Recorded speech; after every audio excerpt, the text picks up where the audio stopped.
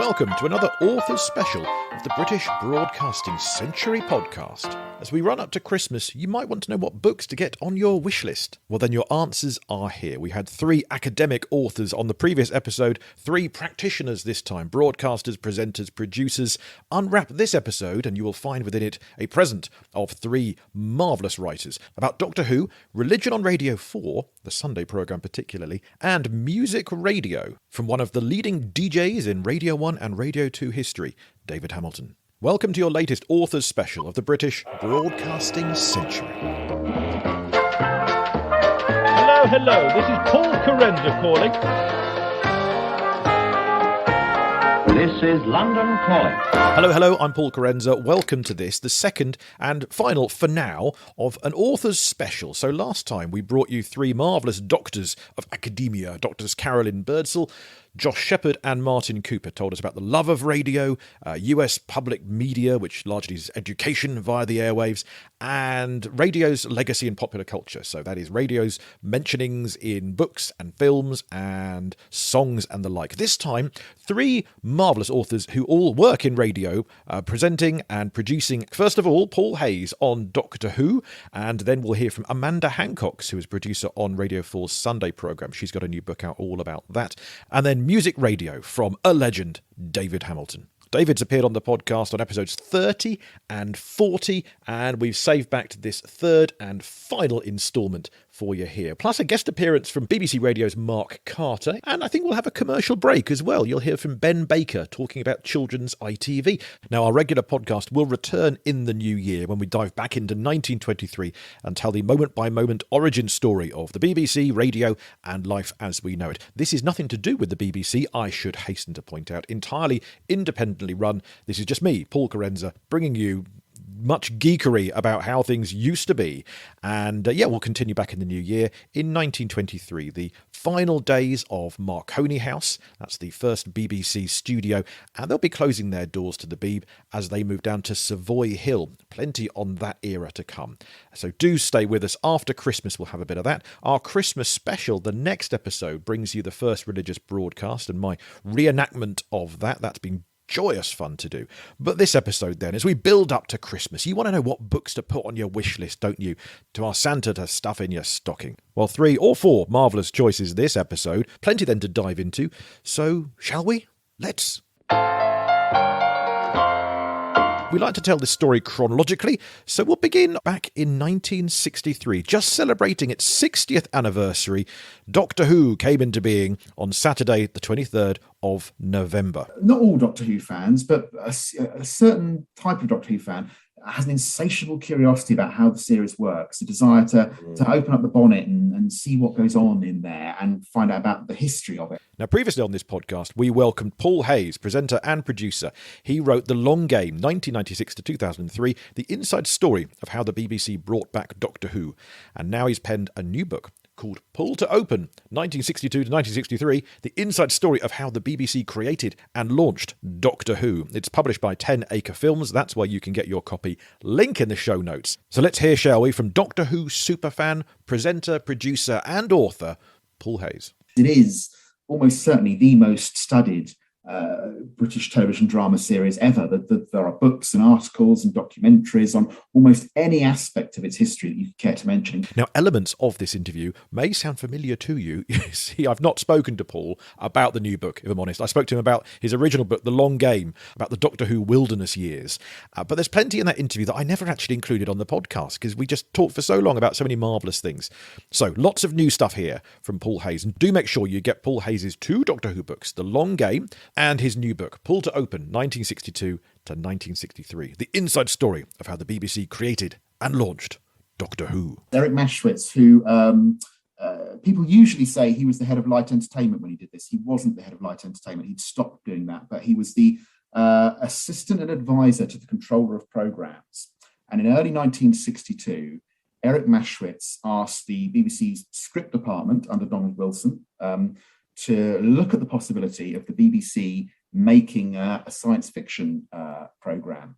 I mean, that's the very first document in the Doctor Who file is the script department's report that they prepared for Eric Maschwitz. Sadly, Maschwitz's memo doesn't survive, But when I was researching Donald Wilson's life for an article I wrote about him, I was able to go to the BBC Written Archives Centre at Caversham and opening this file that's got those original documents in, and right at the start of the file is this report that Eric Maschwitz commissioned, looking at what sorts of things were popular in science fiction at the time. And I think it was, I always forget because there was a follow-up report and I always forget who did which one, but I think it was Alice Frick and John Braben who did the first one, I think. I think Donald Bull helped out with the later one. These are all members of the script department. But that report didn't directly lead to the creation of Doctor Who, but it was certainly looked at and used when the following year the whole process of the creation of Doctor Who kicked off, as it were.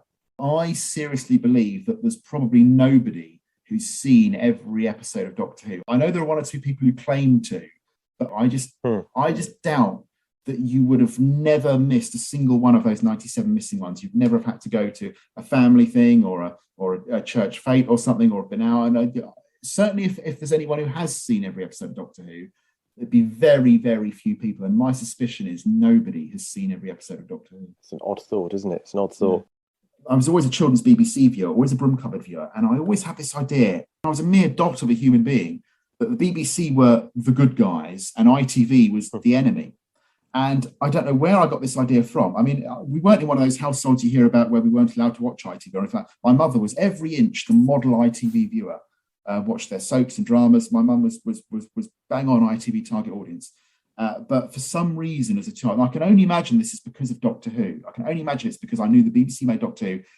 BBC were the good guys and ITV were the bad guys. And I had that idea lodged in my head. And it's still true today. Yes, indeed. That's the Doctor Who thing. It makes you see the good and the bad in people, maybe. Yeah. But, final-ish question then, maybe. Russell T Davies has resumed control of Doctor Who.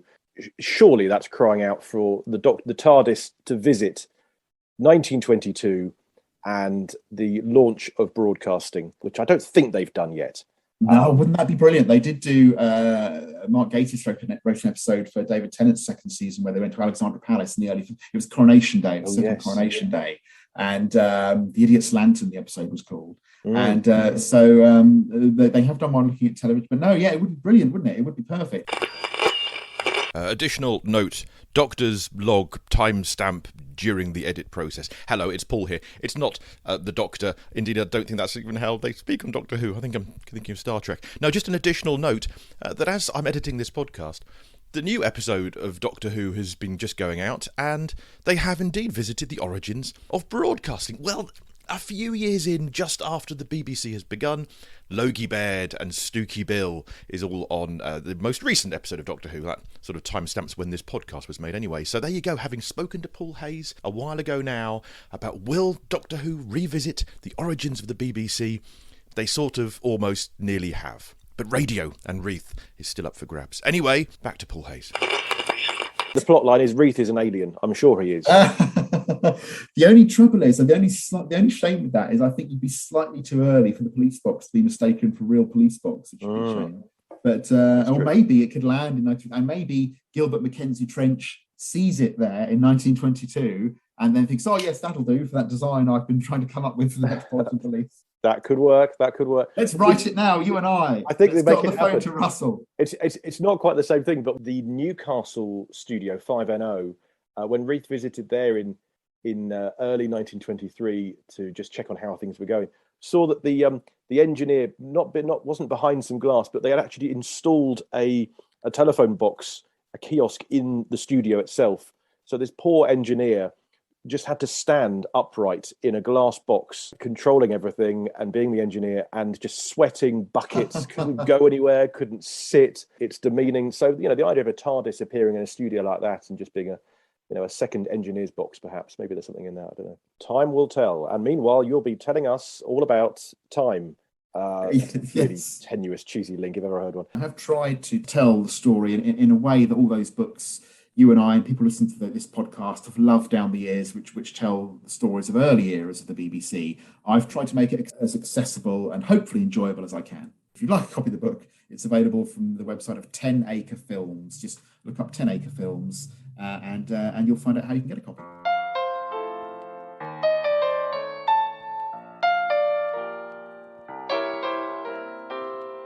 So that is Paul Hayes, and that's Doctor Who. We move forward chronologically then, because in 1970, another show came along on the radio, this time in the area of religion, on Radio 4. Sunday. One of today's presenters is Edward Sturton. He's written this new book with Amanda Hancock's his producer. Ed joined us on episode 52 to talk about his book Auntie's War, and now he and Amanda have written this book, Sunday, A History of Religious Affairs Through 50 Years of Conversations and Controversies.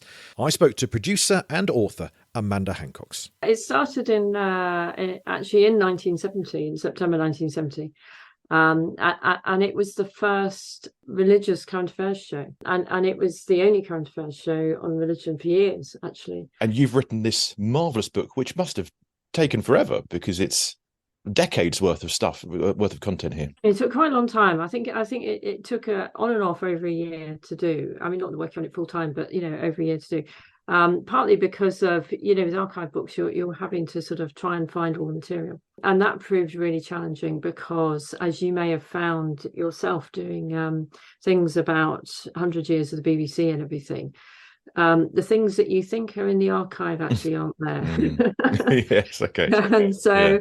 and because the way it worked, because of course, originally, people were cutting effectively gramophones, weren't they? And then it went to 1/4-inch tape, and then eventually it's gone digital. But of course, they're all really very heavy items, and they're very bulky, and so the BBC couldn't possibly keep everything. Apart from that, a lot of it was live broadcasting anyway. So, but basically, they had these archivists, and it was up to them to decide what they kept and what they didn't. And the trouble for us was we'd made this decision that we were just going to go for what had been actually broadcast on the Sunday programme and not anywhere else. And the trouble was that we found that if there was a really big news story that was covered by all the news bulletins, they kept the news coverage rather than the Sunday programme. Right. Was a bit frustrating. So people looking at the book, there may be one or two things like the Salman Rushdie episode about satanic verses, things like that, which you would expect to be in the book, and they're not, because there's no archive. So yeah, we had on the podcast months ago now Simon Rooks, who was one of the archivists at the Written Archive Centre, and he did the sound archive as well. And it was explained to us about how, I think as far as he's concerned, you want to keep everything. I think nowadays, of course, that's much more the intention. But he was saying back then, especially topical programmes and radio topical programmes, of which I guess Sunday fits into, because it's sort of looking at the world through that religious filter, was often seen as passing, transient, and not retained in so many ways. Which is I know, which is a shame. But when you look back, when it started in the 70s, of course, religion was much more in the news than it is now. So you had things like, South Africa was bubbling along. So in the 70s, you had Soweto and all sorts of things. And Sunday had quite a lot of African bishops on, because they were the only ones who were able to stand up and effectively speak truth to power. So, but then, some of them were shot and killed, and others had to leave the country. And so it was a really... turbulent time. And then you moved to the 80s, and you had Terry Waite got kidnapped, you had the storming of the Golden Temple in India, you had, of course, Pope John Paul II, came in, and of course he was jetting all over the world, and suddenly religion became really interesting. And so it was great for Sunday, because, we were sort of right there in the thick of it all, really. So we came on air right at the right time, I think. What sort of BBC does this come into, do you think? In 1970s, you said it's the first current affairs programme with that religious lens. So before that, religion is presented rather differently on the air, I suppose. Yeah, I mean, it still had that sort of Reithian sort of thing about it, because obviously, as you've probably talked about in other podcasts, Reith had a very set view as to what religious broadcasting should be about. So up until then, it was very much largely worship programs, as we would call them, services, reflections. They did in the 1940s, they introduced an interesting program called The Anvil, because during the war, lots of people had questions about religion. So that was much more of a sort of discussion program, a bit like the Brains Trust. And bizarrely, the Brains Trust during the war wasn't allowed to ask any questions about religion. So they invented a new program. I don't know why, but that's a very strange decision that was made. They brought in this program called The Anvil, And it was basically a presenter plus 4 people, and they invited the audience to ask questions. And so that's what they did in all aspects of everything. They did try and do some form of newsy type program, but it just didn't work because they didn't have the resources to do it. And anyway, I think it would have been quite a parochial thing, because up until the 70s, as far as BBC was concerned, and a lot of people in the country, it was still a Christian country.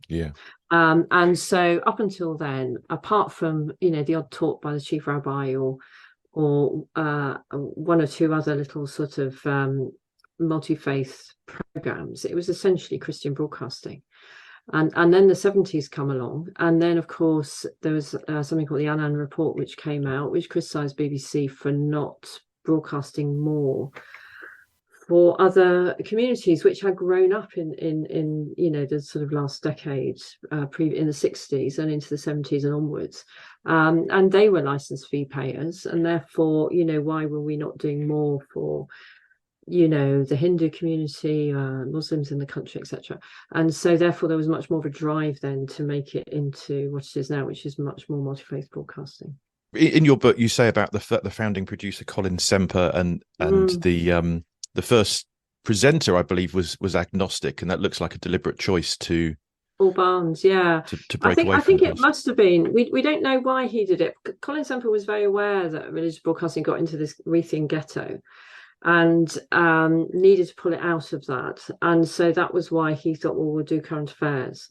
I suspect they probably chose Paul Barnes precisely because he was agnostic, because I think the BBC had always wanted to be, and Reith had always wanted to be, sort of fiercely neutral in religious territory, because as you know, there are different denominations, people have different, it's so nuanced in terms of people's beliefs, and it would be very easy for the BBC to get sucked into one tranche of Christianity over another. And so I don't know whether going for someone like Paul Barnes was a deliberate tactic to show that the programme was trying to be neutral. It was trying to cover a religion, but not take sides. And so I think probably somebody who wasn't from a particular faith position would probably also find it a lot easier. And I mean, David Winter, who then took over the programme and became head of religious radio, he was sort of saying this is the first time that anybody had turned the spotlight on religion.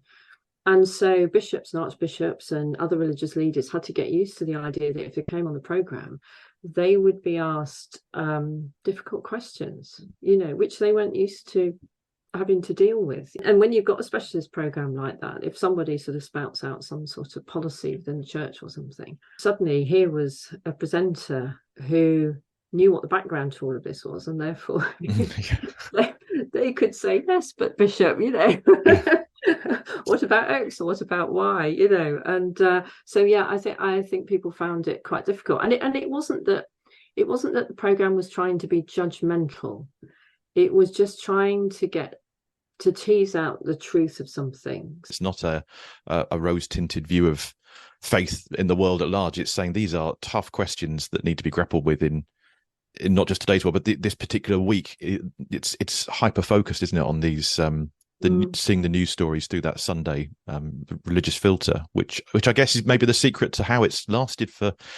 There can't be many other programs that have been lasted for half the BBC's lifetime, and no, I think we're probably the same age. I was trying to work it out. I think the Today programme started in the 70s or a bit earlier in the year, I think. So we're probably about the same age as the Today programme. Although we're not part of News. News are quite generous in terms of allowing us to use correspondence and freelance stringers in other parts of the world, and which is great, partly because we're also the first live news programme that's on a Sunday morning.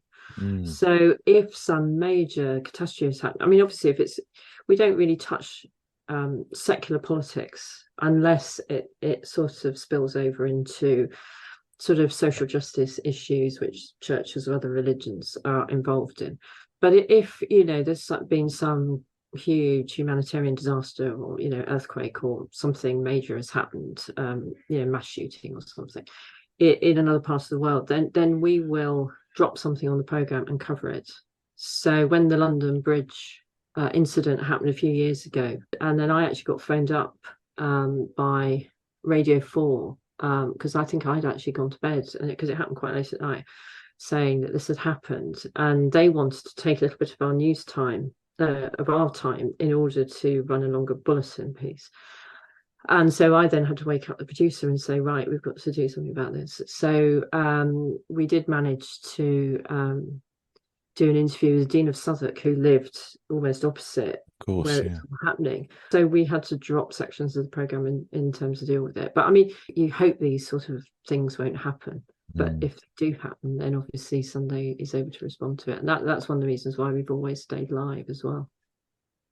Well, I've always been a fierce defender of both sort of religious literacy and education and religious broadcasting. And then now, of course, we're having this conversation in the wake of the Middle East crisis, that if anyone need further evidence that we need that greater understanding of religion across the world, it's there for us in the news headlines, isn't it, really? So I think the place of a show like Sunday is clearly vital. I think, now we're in this really in the Wild West, as I call it, of the sort of social media age. It's quite frightening, really, and it is, the reason why things like BBC Verify have started, and newspapers have got their own sort of fact-checking type sections in their papers and everything, because nowadays there are no gatekeepers of the news or information in the way that there used to be, like with the BBC in the 20s, 30s, 40s, whatever it was. If you want to know what the news was, you switched on the BBC or then ITV or whatever, read the Times or whatever. But now, of course, you can just read anything, anywhere.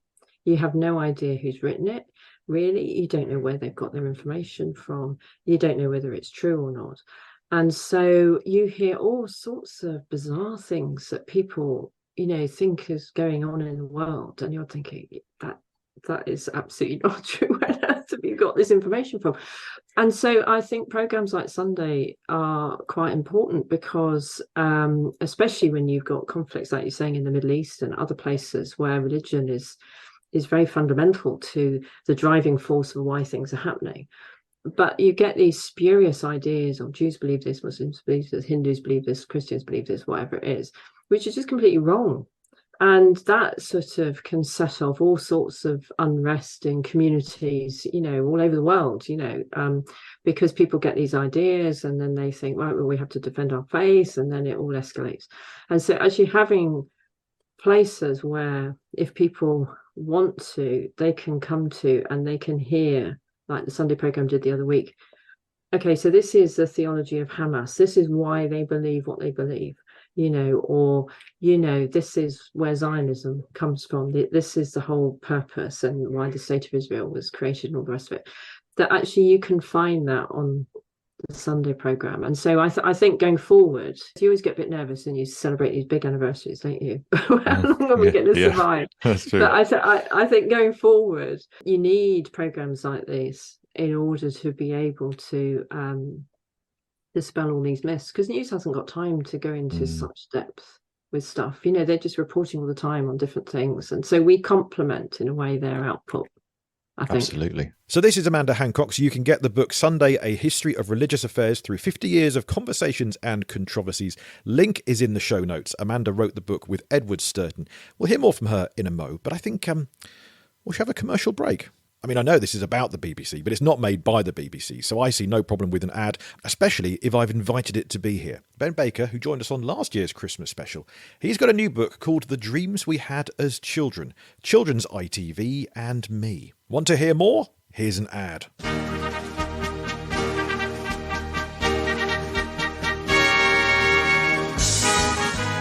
Hello there. Do you remember me? Yes, that's right. It's your dad. No, it's not. It's Ben Baker. And I was on the British Broadcasting Century podcast a few years ago, hawking my Christmas TV book. And now Paul has very kindly invited me to shill my new one. And spoilers, it's about the other side. Not ghosts or anything, no. It's about children's ITV. With the CITV channel closing in September 2023, I thought I'd pay tribute to 40 years of potty puppets, quirky quizzes and animated absurdities in The Dreams We Had as Children, CITV and Me. from Art Attack to Zap and other programmes that probably didn't feature Neil Buchanan, it's not the ultimate guide to old kids' TV, but it's a bloody fun one. Find it now on print and digital via Linktree, linktr.ee/Ben Baker Books, where you can find more information. So that was an ad, and that was Ben Baker. His book on children's ITV, buy it now. Hey, speaking of ads, if you'd like us to feature an ad for you, you can. I mean, Ben didn't pay for his because we want to feature authors on this episode. But hey, sponsor this podcast. Why don't you? We are up for business. We are for sale, essentially, and we'll do just that for you. On a related note, we've never featured ads on this podcast until now, but I am starting to think that maybe... Well, more and more podcasts are doing it, aren't they? I mean, have you heard podcasts? They often start with an ad and end with an ad and maybe even have an ad in the middle. I've never done it till now. I've resisted. But, well, I am considering this income stream, dare I say, partly because, well, I need the money. And also because I had the vain hope that in developing this research project, I might be able to pitch some ideas to, for example, the BBC. And if I'm honest, I've pitched about 3 different ideas this year, and 1 or 2 very nearly made it, and then haven't. So, yeah, I'm thinking maybe of a different alternate funding method. Maybe rather than trying to sell programs to the Beeb, if they're not that interested, let's instead maybe look at some... Will you forgive some sponsorship? I mean, ads happen, don't they? It's a fact of life. So if you particularly object to this, I feel like this is one of those notices you get on a lamppost near your house saying that parking regulations are going to change. If you would like to submit any moral, ethical objections to the placement of ads on this podcast, let me know in writing, paul@paulcarenza.com, or equally let me know if you won't mind them. Thanks, because it could really help, actually, and then that way I'll be able to spend more time researching, producing, making these podcasts. And forgive me if I go a bit commercial. Anyway, that was a commercial. Oh, I better do some ads for myself while I'm here. If you enjoy this podcast, you can rate and review it. You could also find my Audible book, Hark, The Biography of Christmas. It's a paperback as well, but I have narrated it and you can find it on Audible. Link in the show notes if you'd like to hear me unpack Christmas and tell you exactly why we do what we do every Christmas. Hark, The Biography of Christmas, available to read or listen to now. Link in the show notes. And a final plug, if I may then, because it's my podcast, paulcarenza.com/tour has details of my live show, an evening of very old radio, back on the road next year. Do come and see it, and if it's not near you and you've got a venue near you, then, you know, I'm quite bookable, and I'm also quite cheap. So, yes, do go to paulcarenza.com/tour, come and see me on the road, and buy Ben Baker's books. Buy my book, Hark, The Biography of Christmas. My new novel, Auntie and Uncle's The Bizarre Birth of the BBC, will be out next year, but not this year.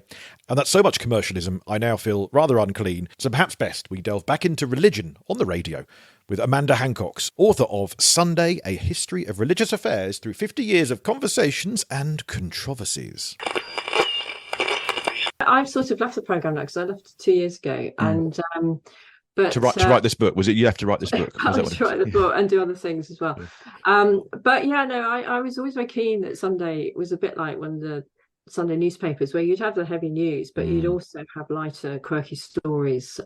So we did. I don't know if you saw the one about the harmonium that went up the Amazon, which is one of my favourite. Oh yeah, okay, yes, where they had Colonel Blushford Snell put an ad in the Church Times wanting organists who would go on an expedition with him up the Amazon, shooting rapids, you know, dealing with mosquitoes, high temperatures, blah, blah, blah.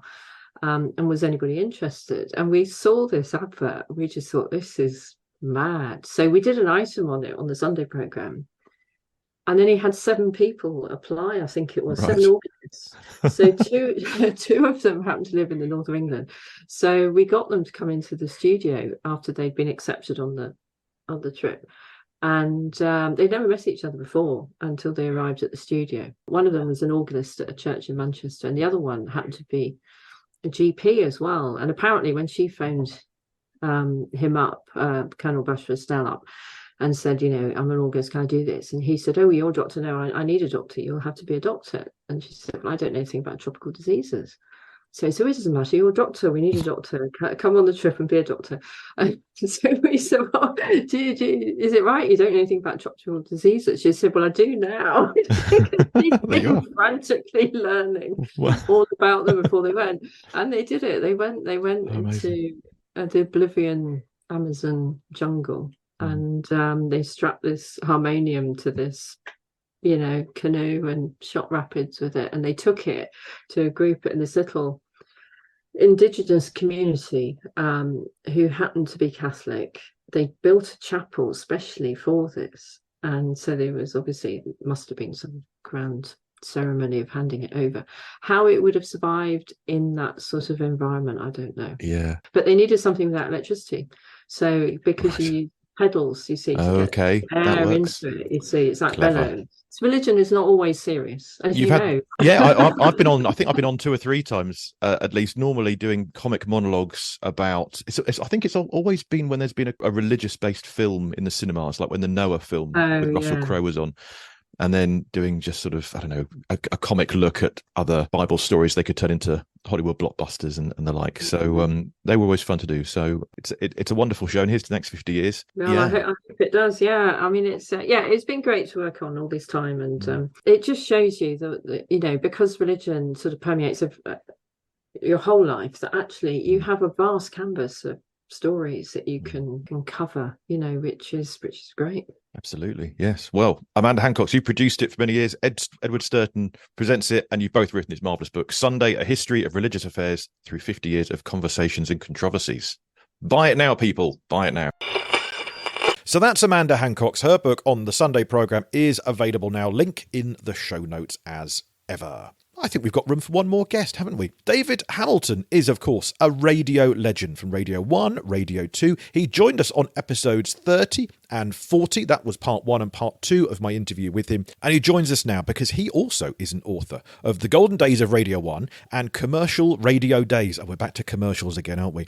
You can get those books at ashwaterpress.co.uk. But first of all, let's hear from him. Diddy David Hamilton. The first show that I did for the Light programme was a show called The Beat Show, and it was from the Playhouse Theatre in Manchester, and it featured the BBC Northern Dance Orchestra and some of the pop groups of the day, people like the Searchers, Wayne Fontana and the Mindbenders, and it was recorded on a Monday night and it went out on Thursday lunchtime, and I introduced it with a phrase that now sounds pretty corny. I said, "It's the Beat Show with Bernard Herrmann and the NDO, the band with the beat that's reaped." Oh, nice. Very good. Well, it's pretty corny even then. It works. But it sounds really corny now. Then I started working for the Light programme in London, and I was very disappointed when Radio 1 launched and not to get a show on there. But I think what happened was that, they just got a lot of the pirates, and they signed up the pirates who'd been very, very popular. And it pinched a lot of their audience, of course. So I had to wait until 1973 to get a daily show. But joining the team of Radio 1, which was then the pop music station of the nation, in 1973 was really exciting. And it led to doing, things like Top of the Pops. But at that particular time, things were very different because pop music at that time appealed to all members of the family. The same people who would sit round the telly on a Thursday night watching Top of the Pops, wondering what was going to be number 1 that week. And pop music appealed to everybody from grandparents through to grandchildren, unlike today when, it's completely different. So it was a golden era, really. And between 70, well, for the people who started at the beginning of Radio 1 from 67 to 73, there was no other, apart from Radio Luxembourg at night, there was no other music station. So they had just an absolute captive audience. I think, was it around then as well? I read somewhere you hold a record, or you held a record for this giant audience that was, because you're on Radio 1 and Radio 2 at the same time, is that right? Yes, in 75, Radio 2 chopped the afternoon show. It was an economy move.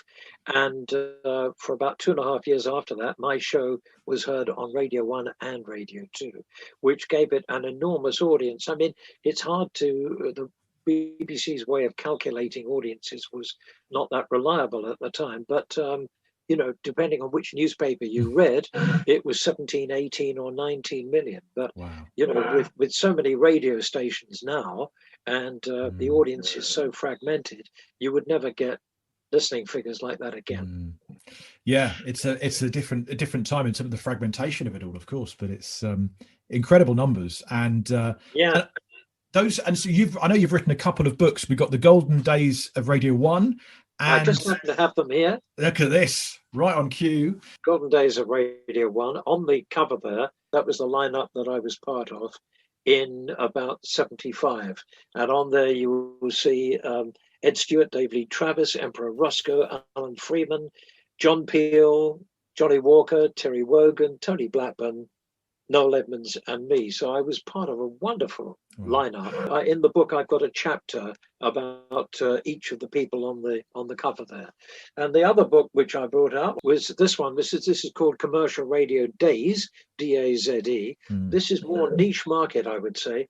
This is very much for radio people, and it's about the ups and downs of the commercial radio industry. How it was much more ruthless than the BBC, where one set of bad listening figures and you could be gone. Is there like one show, if you had one of the shows you've done that you could put into radio heaven, or something where just everything's magical, it just seems right? Is there a particular time?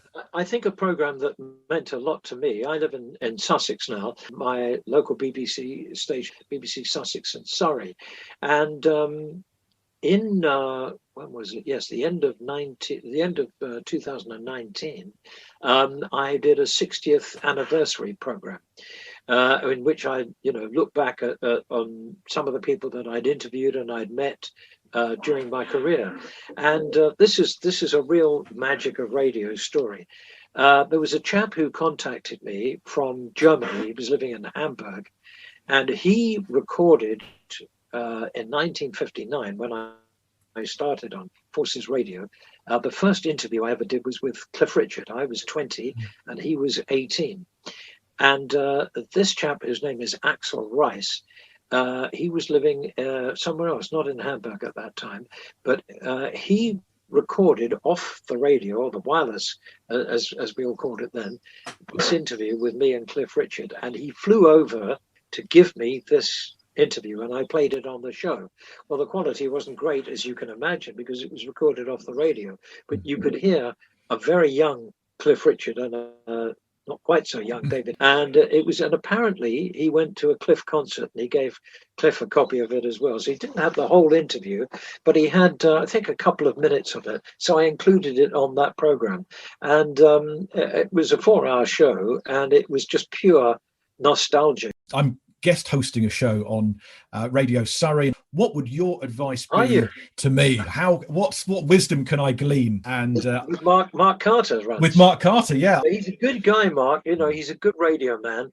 You won't go wrong if you're working for him. I've met heroes, I would say, of mine. I've worked with people like David Hamilton, who, going back to when I started out, I was listening to people like David Hamilton or Graham Dean on the radio. And now I have the pleasure of sitting alongside them when they come into this radio station or others which I'm involved with. And that's a huge honour to see that talent alongside me here at the BBC is a fantastic thing. So yeah, I mean, I know it's a cliche, but I genuinely love my job, and I just hope I can keep going for a bit longer. We interviewed David Hamilton on this podcast, and he specified you by name. It's Mark Carter, lovely fella, loves his radio, and clearly I paid him well for that. You did. I think you said one of the most important things there, that you're talking to one person. I mean, that is the joy of radio. It's one-to-one. But I think the other thing is just be yourself, because we're all different. There's no other you. So just be you, give them plenty of you, and talk to one person. And if I can't be me, I'd be David Hamilton. That's who I would be. But there you go. Thank you so much for sparing the time to chat to us. Really appreciate it. And we wish you well on Boom Radio and all of your radio disc jockeying as we go. I look forward to hearing you on BBC Surrey. David Hamilton's books are The Golden Days of Radio 1 and Commercial Radio Days. Get those at ashwaterpress.co.uk. Also, the Sunday programme book from Amanda Hancock and Edward Sturton, and the Doctor Who book, Pulled to Open by Paul Hayes. Plus, of course, Ben Baker's book on children's ITV, and my own book, Hark, the Biography of Christmas. If any of this episode whets your appetite, there's at least 4 or 5 books there that you can delve into, buy it yourself, or put it on your Christmas wish list. Next time, a Christmas special for you here on the British Broadcasting Century podcast, the complete reenactment of the first religious broadcast in Britain, and a bit of an insight too into the one that came before it in America. New tales to tell. I think you're going to love it. Whether you're religious or not, join us for the Christmas special, because there's a lot of radio geekery in there that I know you're going to love. If you like the podcast, do share it if you would like. Rate and review us where you found it. That's always welcome and a free way to support the show. You can support us with a few quid as well, of course. Patreon.com/Paul Carenza, £5 a month, and you get videos and writings and all sorts of extra things like that. And just know that you are supporting this podcast. One of those few podcasts that's made by just one person. So I would value your support if you are willing and able to do so. Either way, Merry Nearly Christmas. The British Broadcasting Century is presented and produced by me, Paul Carenza. Original music is by Will Farmer. This is not a BBC podcast. We're talking about them and not with them. PaulCarenza.com/oldradio has more information on my book, this podcast, and my live show. Stay informed, educated, and entertained. Join us next time for our Christmas special of the British Broadcasting Century.